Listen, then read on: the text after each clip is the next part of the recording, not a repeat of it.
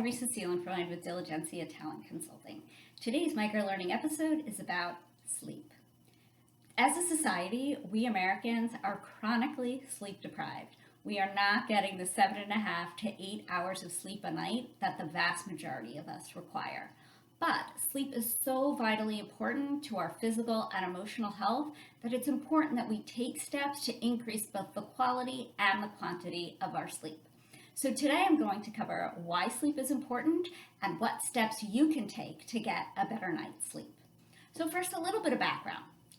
When people focus on what they can do to be healthy, people tend to focus on nutrition and exercise. Now, both of those are very important. Equally as important is sleep, but sleep does not get the same airtime as these other areas. We live in a society where lack of sleep, people wear that as a badge of honor, proud that they can survive on minimal sleep. Well, they may be surviving, but it's taking a physical toll on physical health, mental health, and as a result, on the health of the businesses in our country. So why is sleep so important? Well, we have both physical impacts and emotional impacts that result because of sleep. So sleep helps our body to repair, regenerate, and recover. In terms of brain health, quantity and quality of sleep have a profound impact on brain function, learning, concentration, productivity, and memory. Research results have concluded that sleep is essential for both forming and consolidating memories.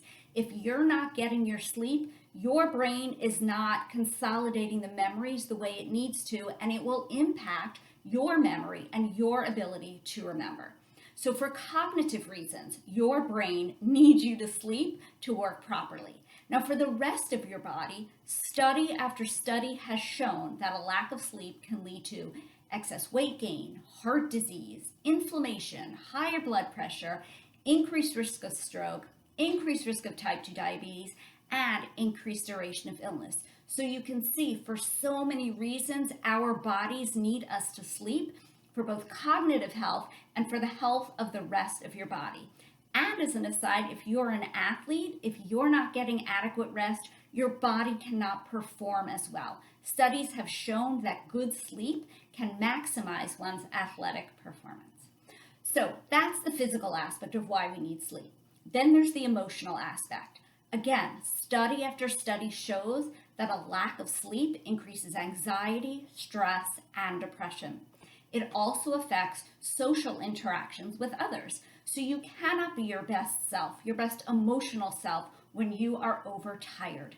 Now, a recent study, very interestingly, showed that one sleepless night can increase your anxiety level by up to 30%. Now that's one night. Imagine year after year of not getting enough sleep, what that can do to your anxiety level. So you can see from both the physical aspect and the emotional aspect how important sleep is for you to be healthy. Now these lead to business impacts, and studies have shown that lack of sleep among employees leads to higher medical costs and increased safety risks. Companies where employees tend to be sleep deprived have 5 times higher workers' comp costs than companies where employees get adequate rest. Companies tend to pay, on average, an extra $1,200 per employee in medical and other costs for each worker who's sleep deprived. Now, these costs are not insignificant, so it behooves organizations to understand the value of sleep, encourage their employees to get enough sleep, and to figure out ways to support shift workers so that they can get enough sleep. So now that we've established why sleep is so important for your overall physical and emotional health, let's talk about some solutions so that you can get a better night's sleep. So I have 5 strategies for you for getting a good night's sleep, and these follow the acronym BEARS. And you can remember it because you can think about a bear hibernating and getting really good restorative sleep. So in this acronym, B stands for bedroom. That means that you need a bedroom that will help you to sleep well, that's conducive to a good night's sleep. That means it should be cool, it should be dark, and it should be free from distractions, including electronics. Now, speaking of electronics, our next letter in our acronym is E for electronics. And that means that you should shut them down at least 1 hour before you plan to go to sleep. And this is for a few reasons. First, these electronics can be addictive and make it harder for you to stop and go to sleep. They're very distracting, and they emit blue light that can make it harder for you to go to sleep because this blue light can prevent your body from creating melatonin, which is a hormone that helps your body to sleep. So for many reasons, you should not be using electronics before bed. If you must, please look out for these blue light protective glasses that you can put on that prevent the blue light from getting through to your body. So just a tip if you really do need to use electronics before bed. The third letter of our acronym is A for avoid sleep suppressors. Things like alcohol, tobacco, heavy meals should be avoided late evening because they can prevent you from being able to fall asleep. The next letter in our acronym is R for relax.